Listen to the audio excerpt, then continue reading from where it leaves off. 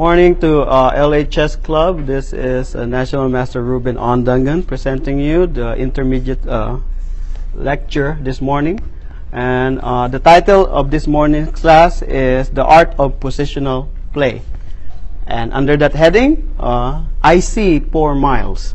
You see this square? C4. So I see 4 miles. Okay, so that's just a pun. Okay, now let's go with the game. This game was played in, when I won first place in the Western States Open in Reno, Nevada back in October 21, 2000. Whew, 16 years ago. Believe that? I believe the game is still, reflects the current state of the opening. And so I was white. I played knight f3. Very quiet, very tame, hence very positional. Remember, the art of positional play. Steve Krasno, by the way, has played in several of Russian tournaments back in his day when he was in Russia. So, and he migrated most likely here in the United States and starts playing here in all the tournaments in the US. So, the game, I expect a struggle against, it's natural for Russian players to be strong, with their discipline, their natural talent, and aptitude towards the game. It will be a very difficult struggle for me. But the chess is about struggle, about fight, creating imbalance. So here, I was in the mood for positional maneuvering. Let's see how I went to proceed. G3, non-committal. Seems like no ambition from white, but white is just satisfied by developing forces, control the center indirectly, castle into safety, and then immediately go to the middle game. That was my idea in this game. So played c5.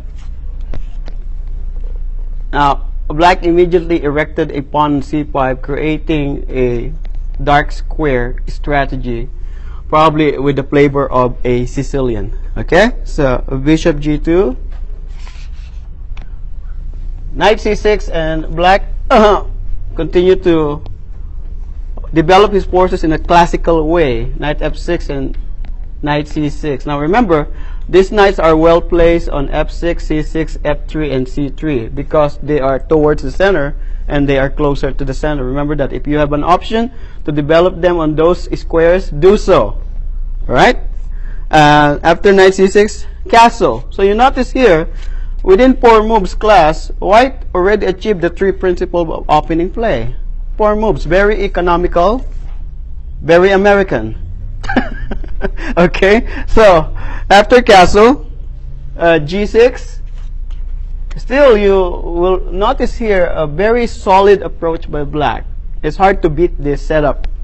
Mind you, this is a very strong setup for black as a Sicilian idea with the c5, dragon idea with the fianchetto, king's Indian idea, right? And so I suggest this system you play for black because this is championed by Mikhail Botvinnik, by Bobby Fischer, and Garry Kasparov, this type of setup for black. And a lot of Russians actually play this for some reason. It's probably in the Russian school of chess or something. But anyway, here after g6, I played a quiet move d3. This type of setup class, white is not really intending to have a battle in the center. The approach is positional or slow in nature, maneuvering type of chess, and therefore it's like a laid-back type of approach.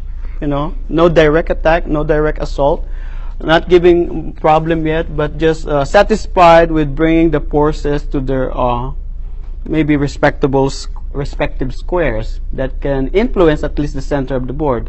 The knight, the bishop, and the pawn all have some sort of influence in the center. Okay, any question? d5, because e4 was threatened, or c4, either of those two. And e4 will find ourselves in some sort of King's Indian attack or close Sicilian type formation. c4 will bring us into a reti type of system. Okay? Both of them are crossed out by black in one move. d5. Still classical approach. Black setup is actually classical in the sense that the knights are developed on f6, c6. Hypermodern because of the fianchetto on the bishop. Okay? A very strong combination of two school of thoughts.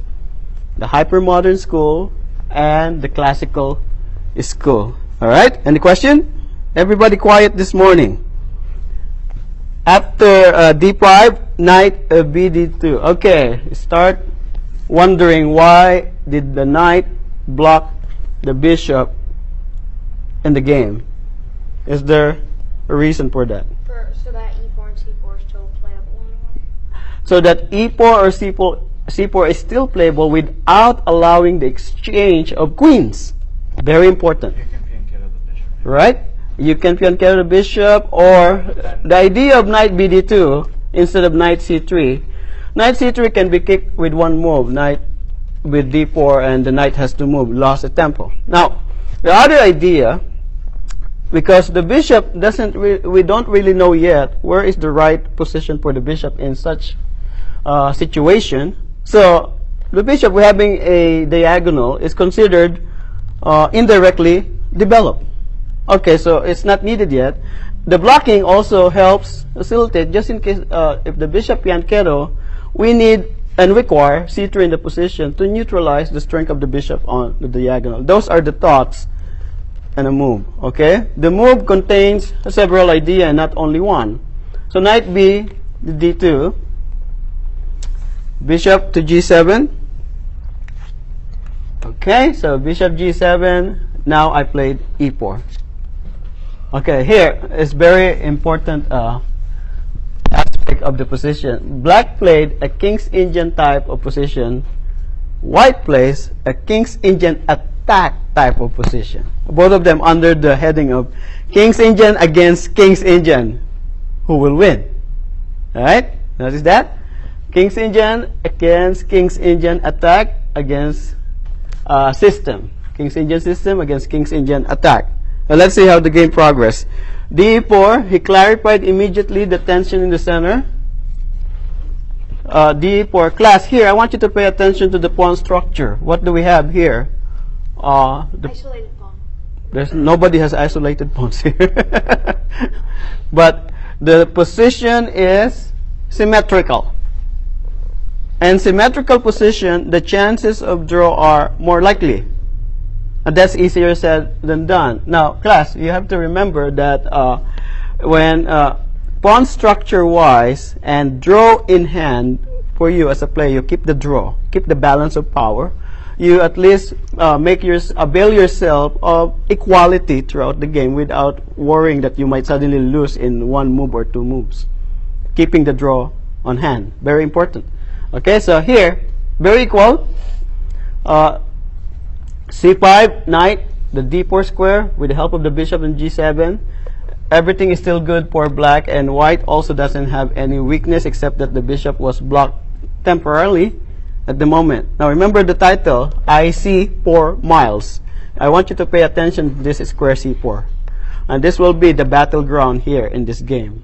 In so many games, there's always a focal point that I make my student pay attention to. This time, pay attention, close attention to this square c4. Okay?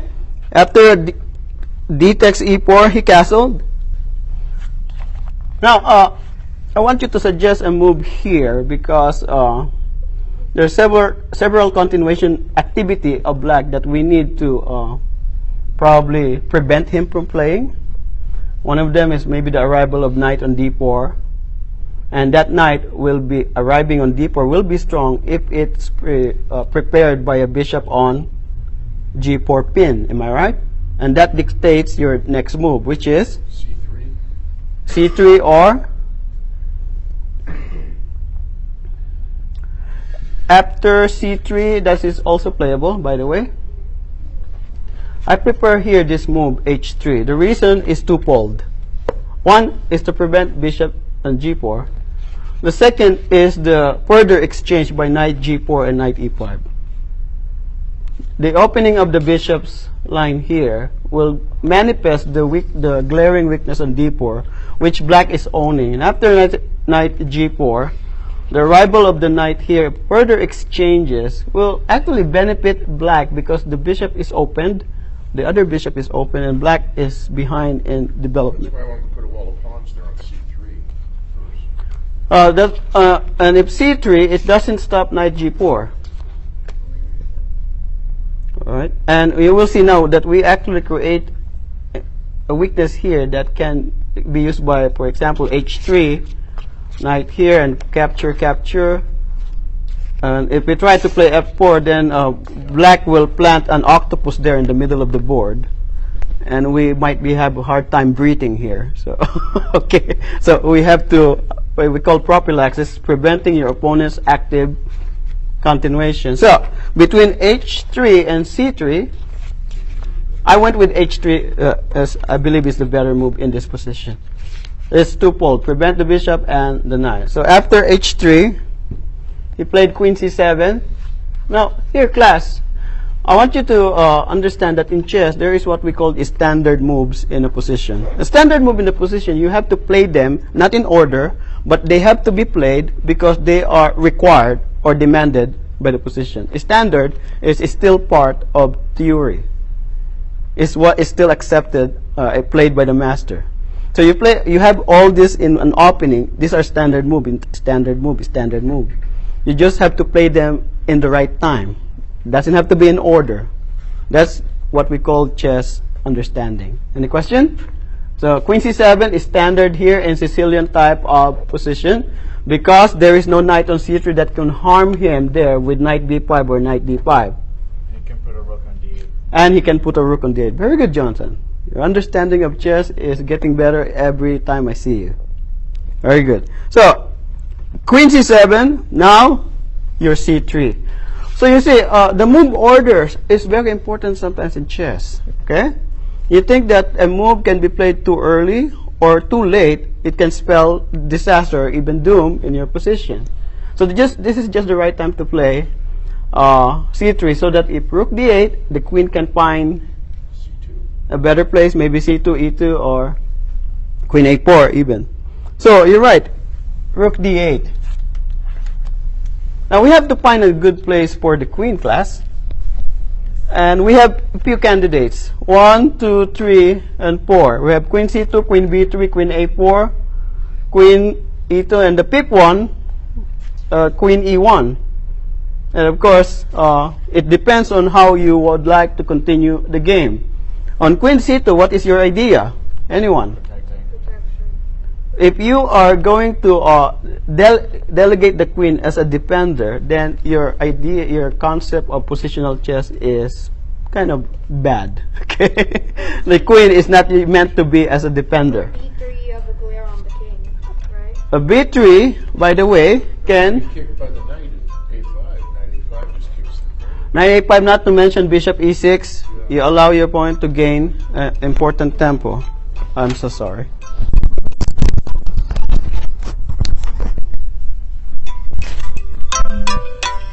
Magnus Carlsen. I know. I apologize. Let me turn it up.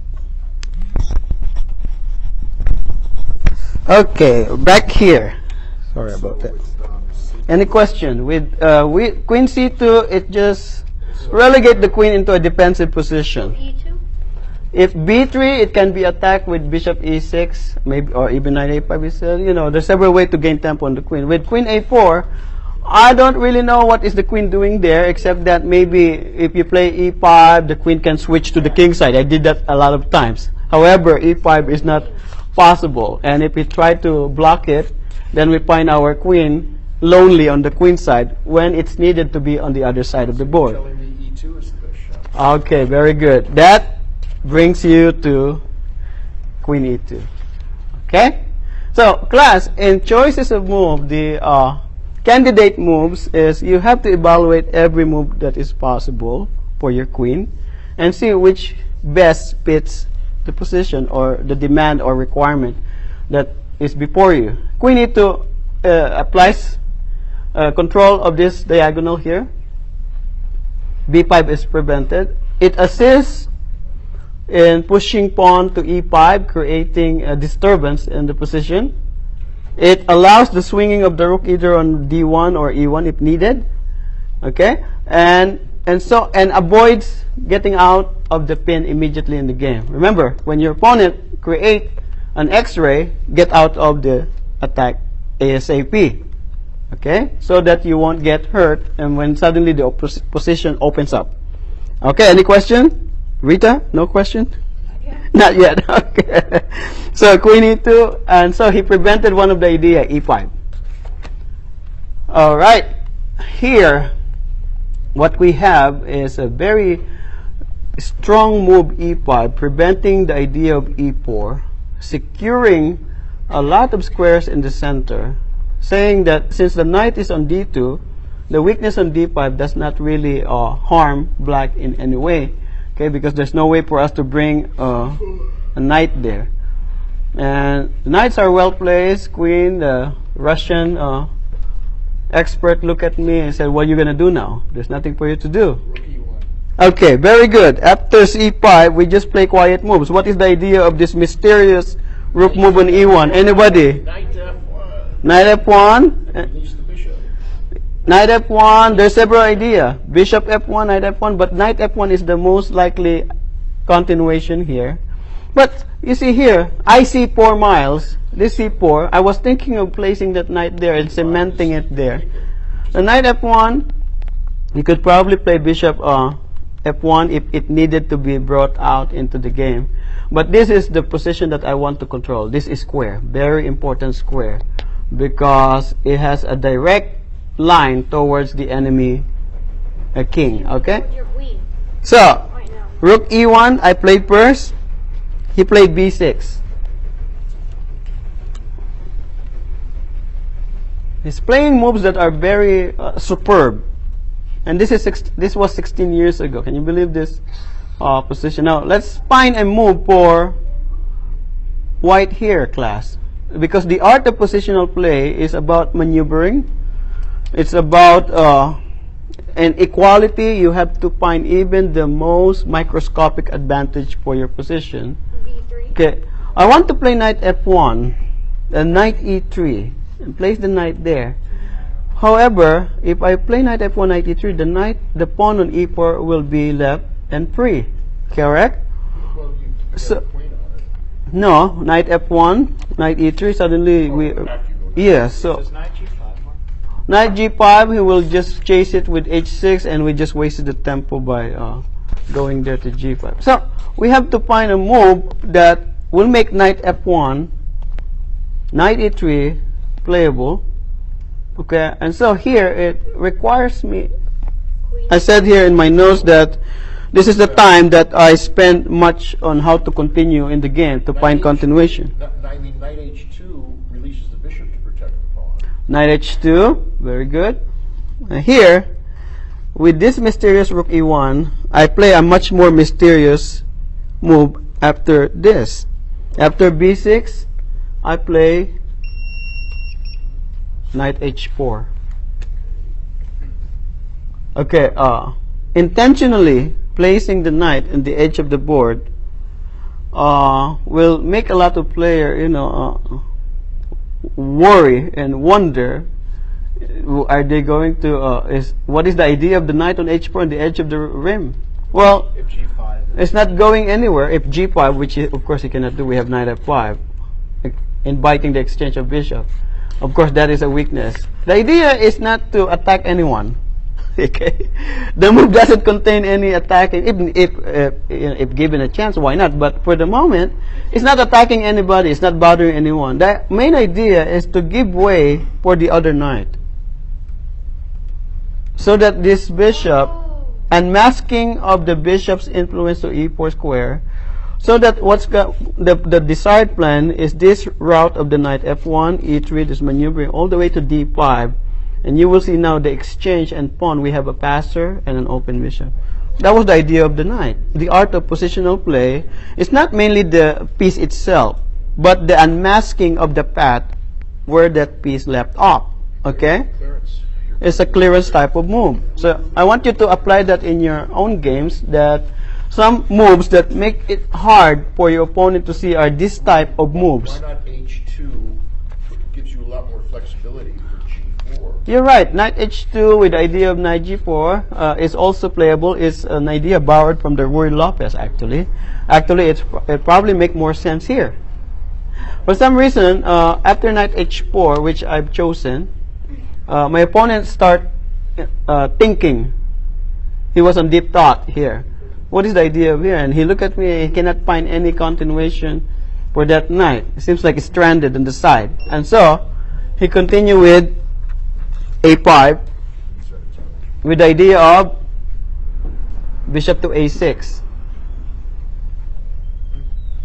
Okay, now, my next move, So if you do knight F1, he could do bishop A6 will arrive. Oh, so now you have to go to C4. Right? Bishop Knight C4. Bishop is coming, and rook might be coming here. So those are two moves. The good thing is we have to move. We have to get out of the range of the bishop immediately. And find a square for the queen. F3. Queen F3. Very good. Because we have to anticipate the arrival of the rook. He played bishop A6 with the threat of, rook D3. and that will be very uncomfortable. You see, when we played C3, we prevented any piece arriving on D4. In doing so, we also leave ourselves open to problems on the D3 square. So in every choices, there's always C4. a result in your position. C4, Jonathan, is not good because Oh, not yet. the knight on B4 and D4 are really going to hurt white in this position. It's actually close to Play him the first game. resignable. Yeah, let somebody play this guy first. Okay, Rita. When you see that he can come in with the A6 bishop, Yes, anticipation. you anticipate? Yes. Is that so that you don't have to move a tempo because he did that? Yes, that's why you move the queen, for him not to gain a tempo, and the follow-up to that tempo is the dangerous one. You see, if we only played right now, black just played bishop A6, for example, queen F3, the next move is what makes it very uncomfortable for white. And then the doubling of the rook on D file, I think white's position is resignable.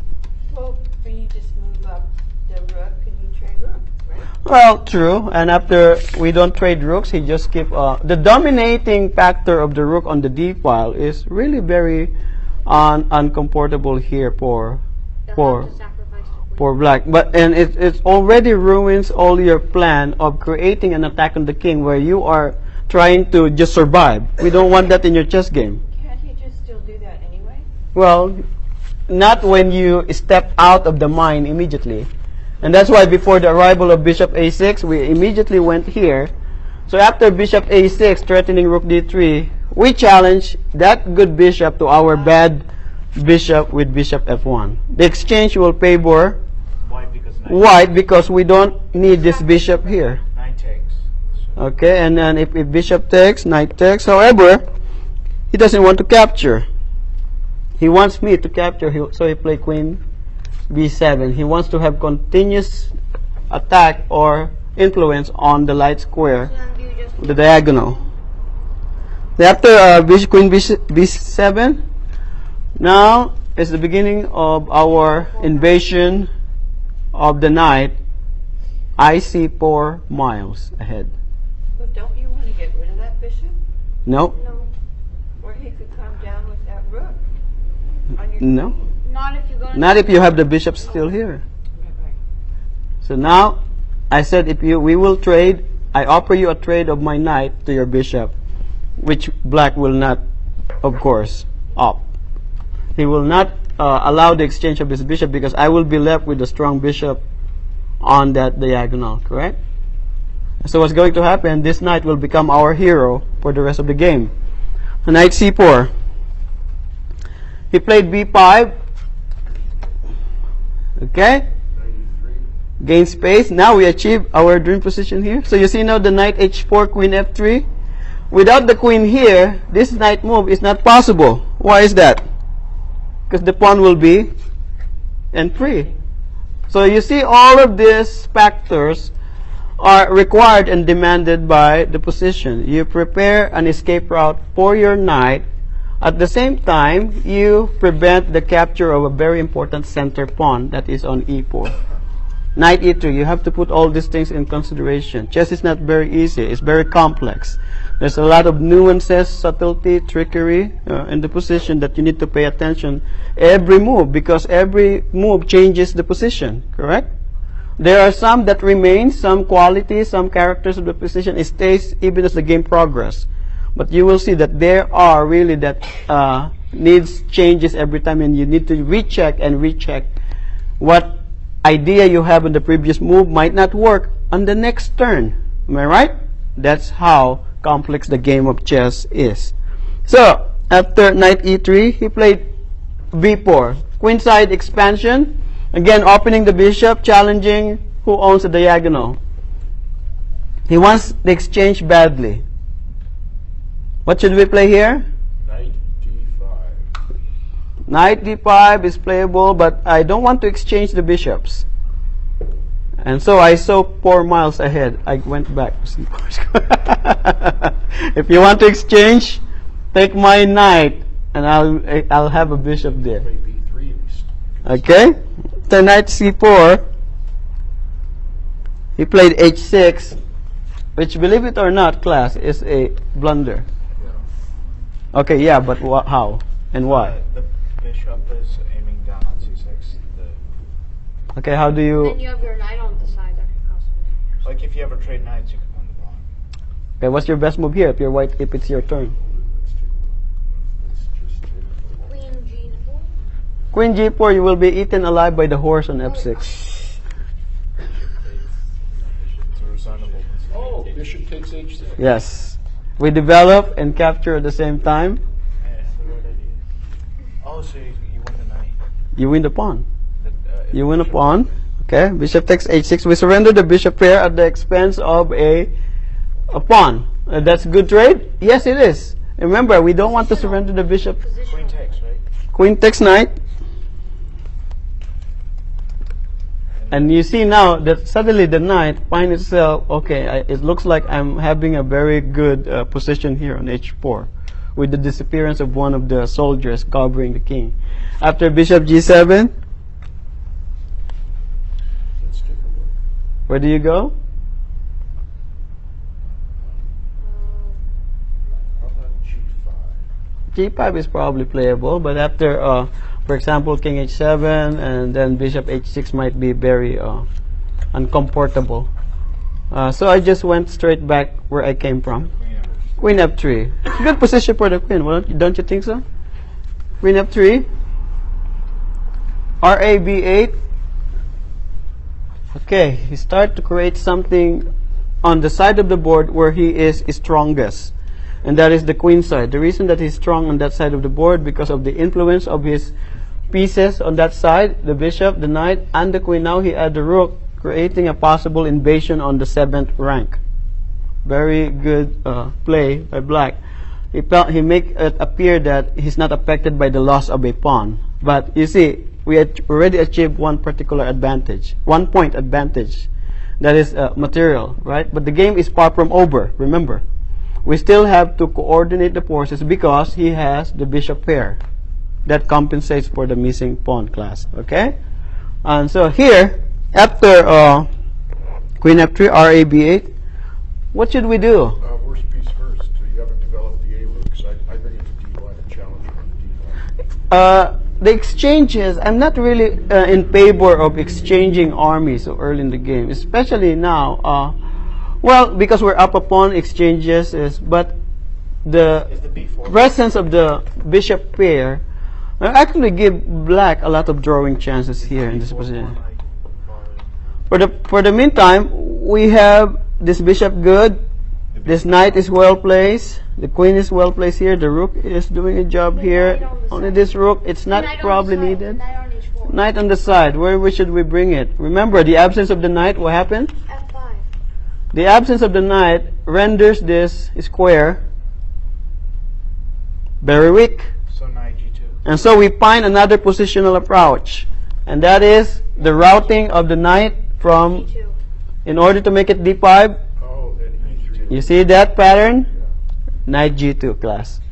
The art of positional play is very important in the battle of chess idea. Right? And it doesn't require exact calculation on your part. You just desire or have a visualize where to place certain forces and make it happen. Art of positional play. Okay. So a while back, Mhm. you had an idea of taking the C knight back to E3 so it could go up to D5. Yes. And block that file. Yes. But did you abandon it now that you're using it to block that A6 bishop? The thing is, you have these ideas and plans in the game. Along the way, the plans changes, and you need to resort to Plan B, Plan C, and Plan D.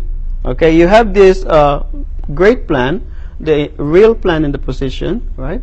But you need to have also mini plans. There you go. And these are dictated by the demands of the position, or as required by the position before you. So here, I never totally forgot about my plan on d5, and that's why I'm using the other knight to achieve the purpose.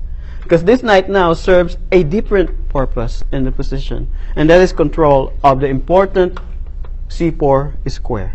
Okay? Blocks the bishop from doing anything. Which blocks the bishop. There is a fight of both bishop for supremacy on that diagonal. Nobody wants to give in, because the one that will give in will definitely lose the battle of position. Okay? So knight g2, you have to continue with your dreams of placing a knight on the strategical d5. Now imagine, if we have the c4 as a strategical square, if you add d5 to your strategical square, you will have a 1 position. The game will win by itself. And that's what I'm trying to achieve. Winning a bloodless revolution. Okay? So, with not too many men, sacrifice for the sake of winning. No. I'm against that.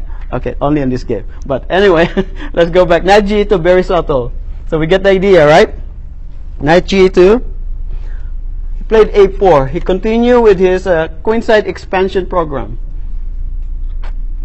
Okay? Because that's the side of the board that he is stronger. Understandable? Now, to challenge, because now it's really needed to challenge this square, this pile. Now you go. RED1, because we don't know yet if he will exchange. That leaves the rook there. With arriving of pawn on the shore, on the queen side, we might as well keep a rook there in case it opens up. So this is the correct rook to place on the d file. RED1. Now he played bishop to f8. The idea is to keep this position close, because knight is about to enter d6. So he has to play bishop f8, preventing the invasion of the knight on d6. So you continue with your overnight plan? Bishop f8. So what should we do? Knight G. Before I proceed with my plan of knight g to e3, I have to look at my opponent's continuation on the queen side.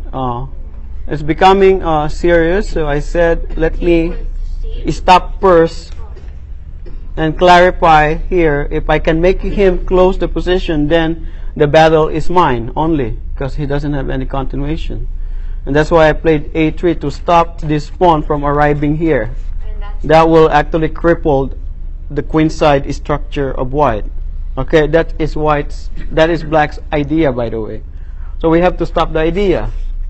We have to spend a tempo, invest a tempo on a3, blockading the pawn on a4.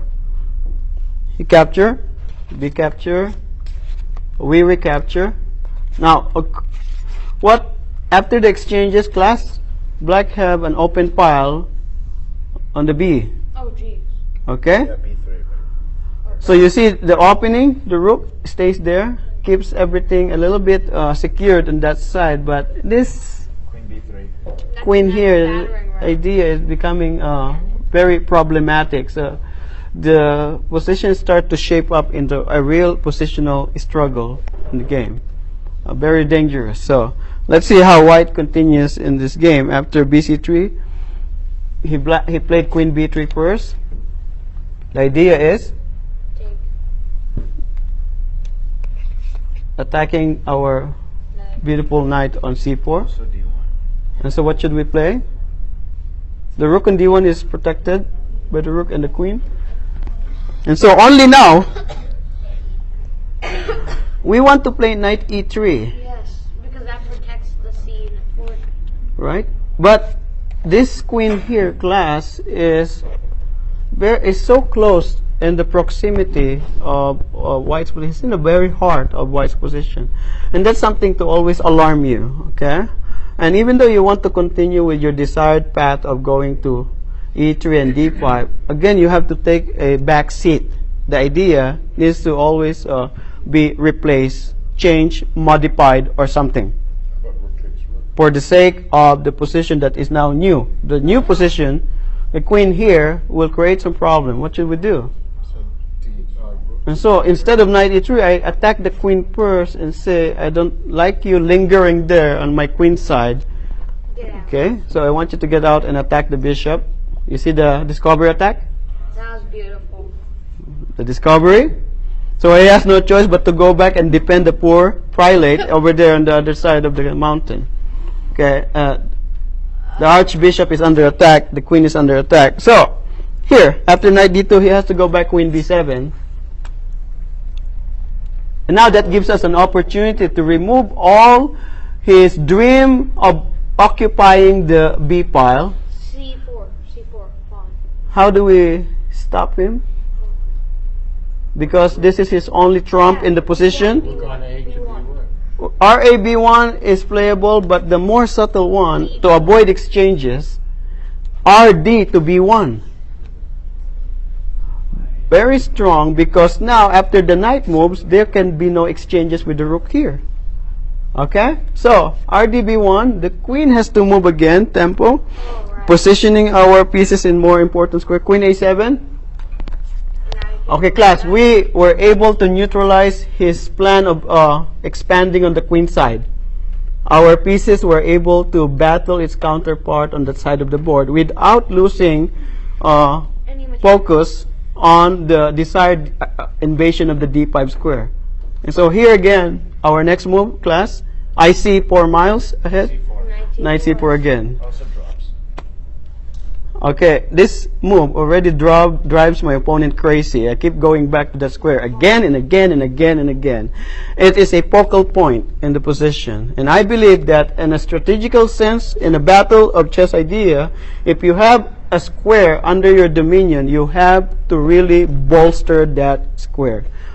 As Aaron Imsovic said that you have to overprotect a square. Right? Because your opponent knows that's the strength in the position. The battle of c4 square has been raging on since how many moves ahead before?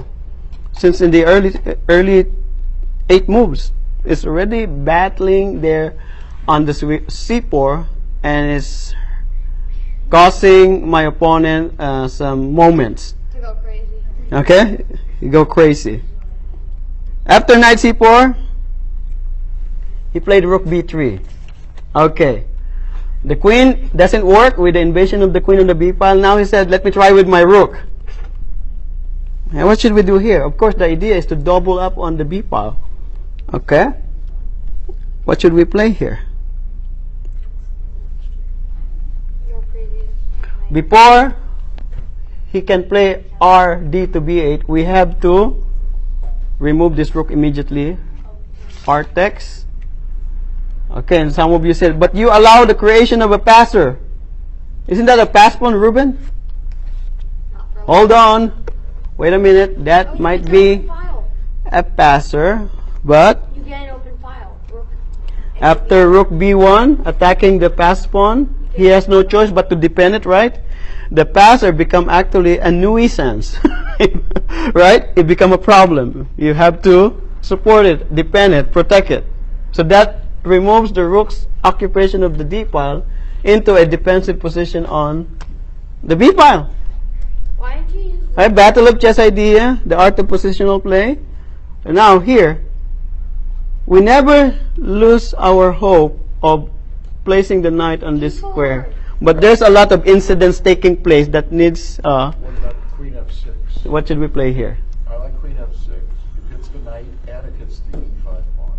After rook b8, the knight, for example, after queen f6, he can always play queen c7, and then bishop g7 count. It doesn't really achieve much, the position, but we have an opportunity to bring the knight to e3. Finally, that takes a lot of time. You don't have to really focus on a particular plan or idea. Sometimes it needs to take the back seat of what is more important in the position. You play according to the demand, okay, and requirement of the position class, okay? Not of your impulse of what you want, okay? You have to follow what is before you. So here, knight g3, bishop c8. Okay, I said I cannot really oppose him on that diagonal. Let me find a different diagonal for my pieces. Now he wants to neutralize the arrival of knight here by bishop e6, but it's kind of late, right? Yeah. It's late because after bishop c8, Knight d5. knight d5 is good enough, but now I want more in the position. Knight. Before this rascal became a runaway guy, let's try to capture it first by queen d1. So now you see all of our forces. The queen used to be passive here. The knight used to be passive here. Pay attention. The knight becomes active. The queen becomes active. And all our forces are Active. superb. Super. This is what you call how to play positional chess. The art of positional play is disregarded by a lot of opening middle game books. They only focus on how to win in the opening, right? But you have to understand that the middle game is really the battleground in chess. And to understand this type of subtlety, movements, maneuverings, you will benefit so much in your own chess game class. Now you see, you transpose the position of your forces from passive into active and really highly threatening. Okay, so what should we play after queen d1? He has no other way to protect this but with the queen, so queen a4. After queen a4, only now, we play knight d5. Okay, now the transformation, a metamorphosis in the position that earlier doesn't have any, is devoid of beauty. And suddenly it becomes a beautiful work of art after a series of moves. Right. This is the art of positional play. You transpose your position in seemingly barren, right? Seems nothing. But after that, after a series of maneuvering, you turn it into a work of art. These knights here are beautiful. Don't you agree? Is he about ready to get a check? Where is his check? F6. The knight doesn't only want a check. He just doesn't want a single attack. He wants a real control of the position. He wants to take the life out of his opponent, actually. What about moving that H pawn up and getting rid of the G pawn? That's one of the plans that but swinging that queen up into action? correct. And let's see how the game proceed after knight d5. He played bishop e6. He wants to remove one of those pesky knights on d5 and c4. What should we play here? Well, if you get a check first, he doesn't have time to do it. Well, I suppose. But the check is only one move threat, Rita. And after king g7, what is your continuation? It's going to go right back. It's going to go right back. So when you see a check, see if there is a play for you. But if not, don't even make the check, because actually you're helping the enemy king, Waste of the tempo. right, to gain tempo on you. So in other words, don't do one move check. Never miss a check as well. It could lead to checkmate, okay? But at the same time, there's a fine line here when to give a check and when not to give a check, okay? So you have to assess the position. After I check, what is my continuation? Nothing really. Then don't play the check move, okay? Play something else. So here, what is important is I think that queen can. Oh, yeah. this knight, he wants to capture that knight. Okay, the queen is defending the b3. The rook, the pawn on b3 is attacked twice, defended twice. If we can remove one of the defender, this pawn will drop. Am I right? Therefore, knight d to b6. Oh, I was thinking of giving you. Oh. Now, there's no defender here because the rook is blocked, the queen is under attack. Okay, so now you see the important pass pawn that what black is holding on in the position. His only trump will finally be in white's hand. Exterminated, he said. So where does the queen go? Queen to... Wait, the rook doesn't take her? Oh, I know that would be. Well, he said that if I withdrew my queen, there's no hope left for black here. Instead, he said, let me just capture this pesky knight. Exchange sacrifice. He said my pass pawn should deliver something for me. Should bring some kind of Morsels. compensation for black in one form or another. So, knight takes b6. Queen takes a3. At the cost of an exchange class, black was able to drum some sort of counterplay in the position. Here, in the presence of this b3 pawn, that become very dangerous. Why can't you take with the rook? Oh, There's a bishop here now. If you push c4, Okay? You push the c4, that knight drop. protects it Oh, yeah. from the Oh, yeah. bishop. If we play c4 class, we give this b4 square and the d4 square for the opponent's knight, and it could spell really some problem. So now, again, I see 4 miles. Oh my god. Back Knight again. c4. How many times already, class? Like 7. No, that's more than 5. We're talking about 7 or 8. Yeah. Right? That it keeps coming back to that strategical c4 square. That's why the title is I see 4 miles ahead. Okay, so knight c4, where does the queen go? He got sick and tired of this knight coming here. He finally snapped it. Let me take you out. So, bishop takes c4. Oh, your knights are. But you see, the arrival of the bishop here spells a different type of problem for black. This time, Oh, your queen can go to d5 and you got a nice double. there's queen. This is under attack. And so, what did he play? He played knight a5, thinking that... Now, this is a game, 40 moves in 2 hours, sudden death 1. I believe we are already in the sudden... Yes, we are close to the 40th move here. And so, this is about in the 4th hour of the play. So, you see, knight a5 class is actually a blunder. Don't you want to protect that bishop, and wouldn't you like move it to d5 or something? It's a blunder. How many can you spot? Why is it a blunder? Well, you have 3 pieces on the b3 pawn.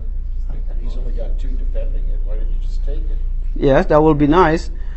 But why would you settle for a pawn when you can win? Oh, rook A, rook A1. Okay, one. When you can win the big fish? Yes. A1. Why settle for a small soldier? Because after queen a1, he has to move and the knight will Drop. drop. So after rook a1, so class up queen.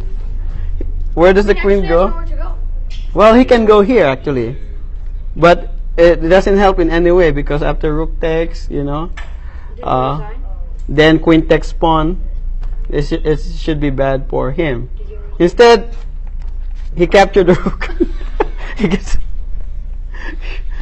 and he said, "I will capture the bishop." But before capturing, Intermezzo move?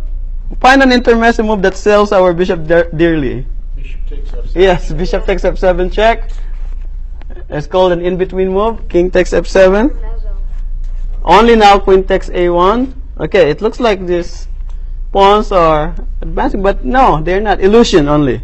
So after queen takes a1, knight c4. Alright, now he's really serious. Protecting the pawn, 7th rank. Queen A4. Yeah. Very good. Queen a4 attacks the pawn and the knight with a check. Okay? To queen a4, play knight d6, and after queen takes b3, He resigned. black has to resign. What about if Okay. you, Art of positional play. I see 4 miles ahead. Very pretty game. Ruben, Okay?